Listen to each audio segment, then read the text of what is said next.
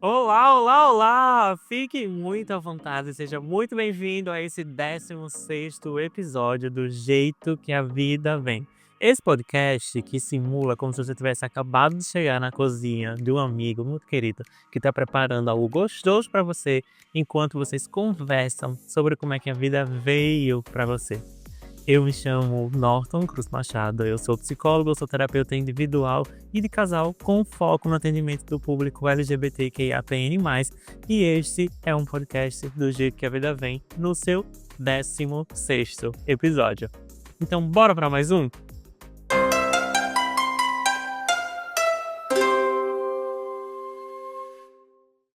Você se sente dono ou dona do seu desconforto?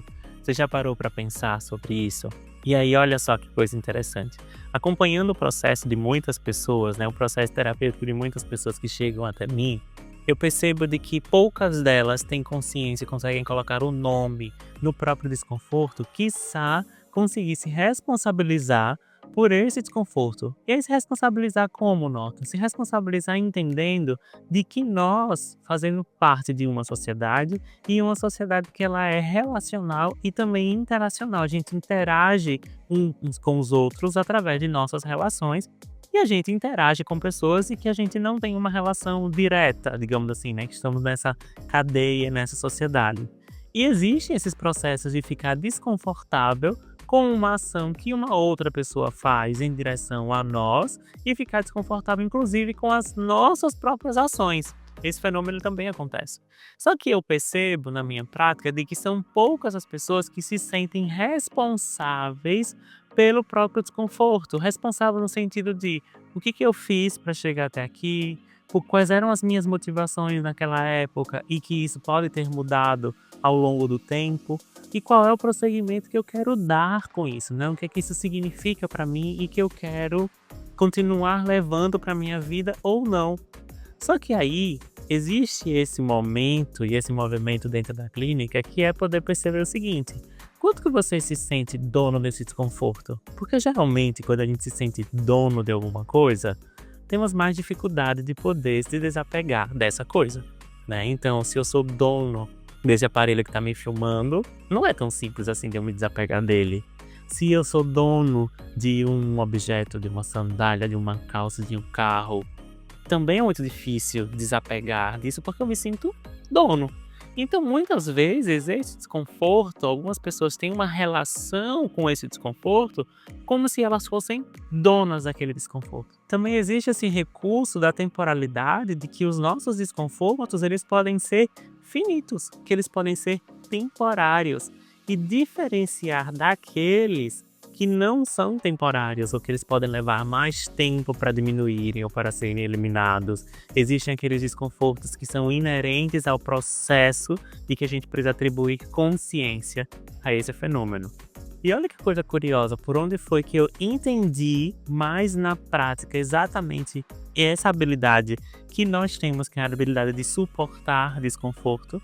Então podemos esquecer, né, de que nós, enquanto mamíferos até, temos essa parte treinável e culturalmente treinável de tolerar, de lidar com desconforto, de nos adaptar para determinados acontecimentos.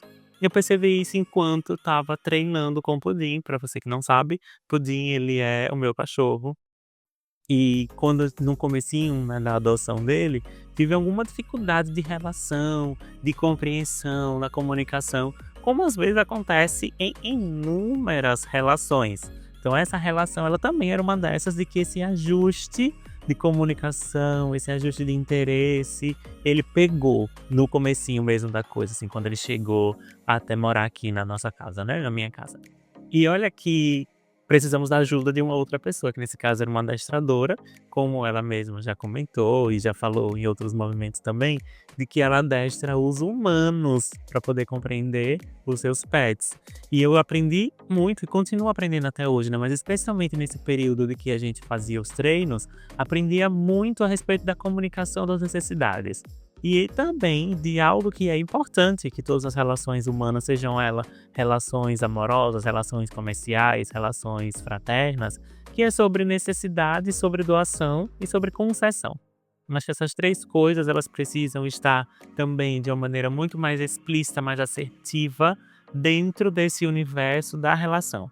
E olha o que aconteceu com o Pudim. Uma parte dos treinos dele era ele conseguir controlar os seus impulsos de agressividade, digamos assim, né? Quando ele estava desconfortável com alguma coisa, e ele sendo um animal que tem presas, que tem caninos para perfurar, que ele tem patas e que ele consegue cavar, que ele consegue destroçar, que ele consegue destruir, afinal ele é um animal, ele é de onde difere, ele é um outro animal, né, que eu também sou, mas que ele é um animal de uma outra espécie que tem habilidades diferentes das minhas, então a gente precisava entender esse recurso. E aí, por que é importante de que ele, ao se sentir ameaçado, não utilizasse do ataque? Porque ele poderia me machucar, poderia machucar outra pessoa, mesmo não tendo uma intenção, porque era parte da natureza animalesca dele. E aí, uma dessas, era para ele poder se acostumar com as injeções, porque ele precisaria e ele passaria por procedimentos de vacina, de banho ou algum outro tipo de exame, e ele precisaria aprender a controlar esse primeiro impulso no momento do desconforto de ir e morder. E durante o treino, como era que funcionava esse treino? Era submeter ele a um desconforto gradual, sempre premiando, e aí vai pegando aí essa senha, sempre premiando para que ele pudesse associar positivamente uma sensação que é desconfortável para ele. A gente fez um treino e ele não funcionou muito bem, inclusive, que era o treino para cortar a unha. Como é que envolvia isso, né? Eu teria que segurar a pata dele e ele suportar o tempo de ficar com a pata sendo segurada com um outro objeto simulando um alicate para cortar a unha dele e ele ficar ok, porque ele precisa ter as unhas cortadas e não morder. E agora, isso se destrambelhou, porque ele sofreu traumas, né, nesse processo aí de pet shop, de corte de unha e machucar, e ele não consegue cortar a unha em casa, assim, comigo eu não consigo. Ele sempre tá com medo, ele sempre foge. Então esse é um desconforto de que ele não se submete mais. Esse é um desconforto de que ele não tolera mais, de que ele não concede, ele foge. Então ele foge para não me atacar, percebe? Enquanto tem outros de que ele tolera. Por exemplo, se for segurar uma pata dele para garrotear e tirar o sangue para fazer um exame, ele tolera. Não é a experiência mais confortável do mundo, né? Imagino eu, na cabeça dele, de que ele não diga assim, nossa, hoje parece um bom dia pra gente poder ir tirar o sangue. Não. Mas quando acontece, quando ele vai percebendo que isso está se aproximando e existe uma série de coreografias, né? Então, quando a gente vai para a clínica, ele já reconhece a clínica, já reconhece o chão, a temperatura do chão. Ele fica tenso, mas ele consegue controlar esse impulso de morder. Quando a gente vai para fazer uma vacinação, mesma coisa. Ele já conhece, então já falo da preferência, ele prefere ficar no chão comigo, ou no meu colo, ou eu no chão junto com ele, e o médico, a pessoa que vai fazer a aplicação, fica ali e ele consegue se controlar e tudo certo. Então a gente entendeu, eu entendi junto com ele, a diferença de quais eram os desconfortos que ele precisaria passar, porque ele precisa tomar a vacina. Então esse é um desconforto que ele precisa aprender. Enquanto tem desconfortos que ele não quer aprender, que é nesse processo de cortar a unha. Então a unha dele possivelmente vai ficar maior do que a que eu gostaria, inclusive, porque às vezes ela até me machuca, mas ela vai sendo desgastada no processo que ele vai caminhando no piso áspero, porque não dá para cruzar esse limiar do desconforto dele. O desconforto dele, ele consegue gerenciar e aí ele dá um jeito, ou de fugir para não me atacar, por exemplo. Enquanto tem outro desconforto de que ele também aprendeu a tolerar, que é o desconforto de aplicar a medicação. Então, para colocar a medicação, para que ele tome o remédio, ele tem um ritual, uma coreografia também, que foi ficando menos desconfortável para ele. Então ele vai para a caminha dele, ele deita, e aí nisso que ele deita eu não prendo ele, né, não amarro nada disso, mas abro a boca, coloco o medicamento e ele toma, porque agora a gente negociou esse desconforto. Só que aí vamos pensar assim, você consegue diferenciar o seu desconforto? Agora olhando para você e se colocando nesse fenômeno, nessa relação, você consegue perceber o quanto E quantas vezes você voluntariamente se colocou em situações desconfortáveis em nome de uma outra pessoa, em nome da necessidade de uma outra pessoa, que naquela hora a necessidade daquela outra pessoa parecia ser muito mais urgente do que a sua necessidade? E até esse limite, essa linha muito tênue que existe entre o amor e o sacrifício. Enquanto que muitas vezes é mais fácil admitir para si mesmo de que estou fazendo isso em nome da outra pessoa, estou fazendo isso por sacrifício à outra pessoa, estou abrindo mão disso da minha vida para que a outra pessoa possa ter. E é até bonito falar, né? As pessoas até escutam bem quando alguém está falando disso, né? Tem reforços no sentido de empatia, de como essa pessoa é legal, de valorização. Só que a gente não pode esquecer de que nós temos um ego, né? Nós temos uma sociedade, inclusive, que tem se tornado cada vez mais egocêntrica, cada vez mais autocentrada, e isso não necessariamente vem a ser um fenômeno positivo especificamente. Embora eu, Norton, acredito de que o egoísmo, ele é um comportamento que muitas vezes vai nos salvar. Só que o egoísmo não necessariamente vai querer dizer o egocentrismo. E aí eu acho que agora aqui eu acabei de perceber que talvez tenhamos um tema para um próximo vídeo. E eu quero saber se vocês querem me ouvir mais falando sobre isso, porque dá muito pano para manga isso daqui. Mas para voltar ao assunto que eu tinha planejado para esse vídeo agora, que é para você poder entender qual é o tipo de ganho secundário que você quer ter com essa determinada ação. Quando você se sacrifica, quando você fica desconfortável em nome de uma outra pessoa ficar confortável, em nome de uma outra pessoa ter mais de você, que outro comportamento aqui surge nesse ganho secundário, né? O que é que eu quero ganhar com isso? E aí eu não quero esquecer, inclusive, de que nesse universo, lidando com essas questões que envolvem o nosso ego, é possível, inclusive, de que depois você, inconscientemente, comece a querer pegar de volta, a cobrar dessa pessoa, a querer que essa pessoa te dê alguma coisa em nome do sacrifício que você foi fazendo. E, gente, não é um fenômeno desconhecido. Esse é um fenômeno que acontece inúmeras vezes para inúmeras pessoas. Eu já encontrei isso em vários aspectos de acompanhamento clínico, por isso que o processo terapêutico ele é tão importante, ele é tão poderoso e potente de transformação, porque você se dá conta de determinados fenômenos a partir do olhar do terapeuta, no caso. A partir do meu olhar sobre a sua história, conseguir trazer pontos que muitas vezes você não consegue definir muito bem.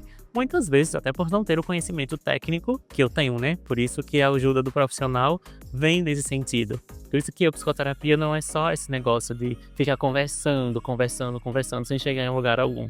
Toda fala tem um objetivo, toda fala tem uma construção de como o funcionamento da pessoa, da sociedade, das pessoas na sociedade estão ali operando em nossas relações. E aí quando eu falo desse desconforto, é porque muitas vezes nesse treino de estarmos sempre acostumados a ficar desconfortável em nome de uma outra pessoa, acontece desde muito cedo.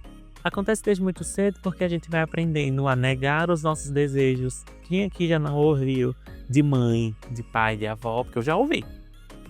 Chegar e dizer assim: olha, você tá com fome, mas se chega, a gente vai pra casa de fulano e você tá com fome, se ela te oferecer, diga não. Diga que você não quer. Não é pra ficar aceitando as coisas da casa dos outros, não.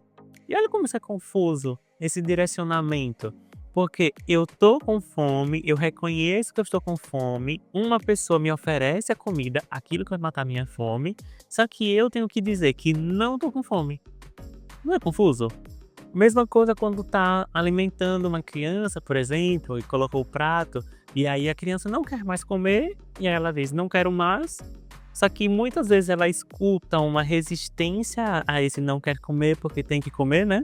E aí coloca lá, coma mais um pouquinho, aí só mais um pouquinho. E as ameaças, se você não comer, você não vai jogar, você não vai acesso tal coisa, você não vai ter tal coisa. Sempre nessa condição de abra mão da sua percepção, abra mão do seu conforto pelo meu. E eu não tô falando que isso seja um fenômeno conhecido, intencional, que as pessoas façam por uma intuição ruim, mas é porque isso foi naturalizado. Foi naturalizado você colocar uma roupa desconfortável para estar em um lugar, porque é isso que a norma pede.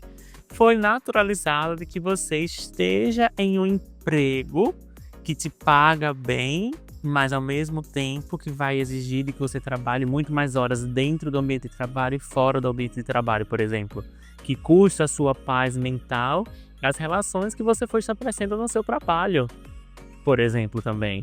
Porque a gente foi naturalizando uma série de desconfortos em nome da famigerada resiliência. Pensa numa coisa assim que me dá nos nervos, é quando alguém está falando, quando uma pessoa fala assim, que o maior elogio que ela tem é que ela é uma pessoa resiliente. Enquanto muitas vezes essa resiliência ela vem embrulhada no capitalismo, nessa forma de produção neoliberal, que é quanto que esse corpo consegue abrir mão de si para sustentar o desejo da outra pessoa, para sustentar a felicidade da outra pessoa. E isso é muito preocupante, muito sério, porque a gente vai ficando cada vez mais em rotinas exaustivas, em rotinas cansativas, com pouca qualidade de vida, às vezes com mais dinheiro e aí com menos qualidade de vida. E às vezes pouco dinheiro também impede que você tenha uma boa qualidade de vida, sem que a pessoa consiga refletir sobre a própria necessidade, sobre o próprio interesse em fazer determinadas atividades, em continuar fazendo determinadas atividades. E acho que esse é um fenômeno importante que você consiga entender que tipo de desconforto é seu e se você está agindo como o dono desse desconforto ou se você consegue agir como uma pessoa responsável pelo próprio cuidado, se livrando dos seus desconfortos o mais rápido possível. E agora vamos pensar no seguinte: qual é aquele seu desconforto que você tem agido como dono, como dona, que há muito tempo você vem carregando esse desejo de mudar, mas não está conseguindo colocar isso em prática? Sei lá, eu acompanho muito algumas pessoas que estão querendo ter um estilo de vida mais saudável, querem perder peso, querem emagrecer, só que ela se sente tão dona desse desconforto, que é o desconforto de estar acima do peso, de estar num corpo que não gostaria de estar. E embora seja importante também trabalhar os aspectos de autoestima, de desenvolver um auto-amor nesse corpo atual, porque a mudança de corpo ela não é tão rápida assim, mas poder agir muito mais como uma pessoa responsável pelo desconforto e não como dona. Porque a pessoa que é dona, ela tende a cativar.